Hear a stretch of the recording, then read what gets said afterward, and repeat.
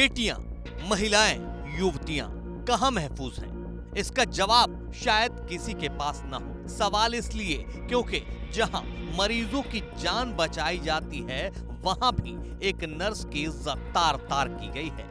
आरोपी कोई और नहीं, उसी निजी अस्पताल का संचालक है, जिसने अपने यहाँ काम करने वाली नर्स को ही अपनी हवस का शिकार बनाया है।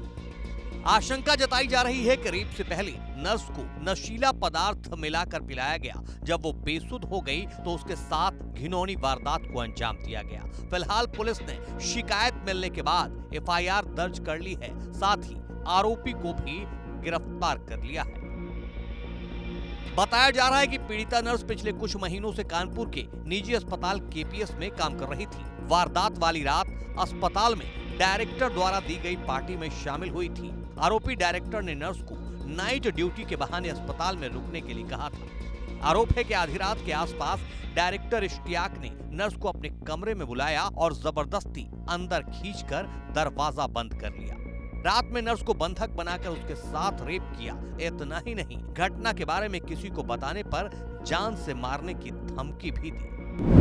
कल्याणपुर थाना क्षेत्र के अंतर्गत एक हॉस्पिटल जिसका नाम केपीएस है, वहां कार्यरत एक महिला के द्वारा इस बात की सूचना आज शाम में कल्याणपुर थाने पर दी गई कि वहां के ही एक व्यक्ति के द्वारा उनके साथ आज लगभग भोर में उनके साथ दुष्कर्म किया गया है।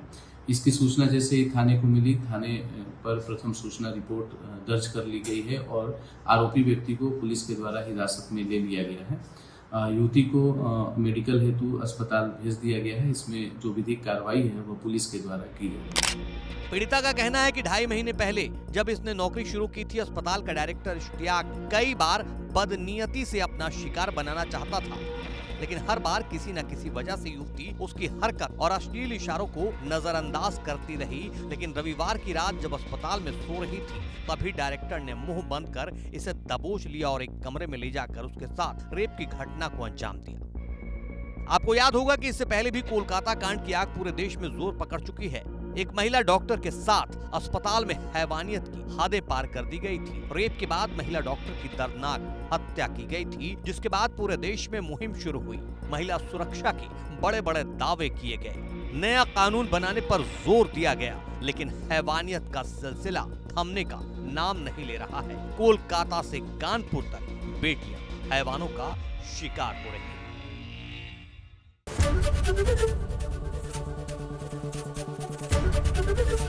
एबीपी गंगा, खबर आपकी, जुबान आपकी।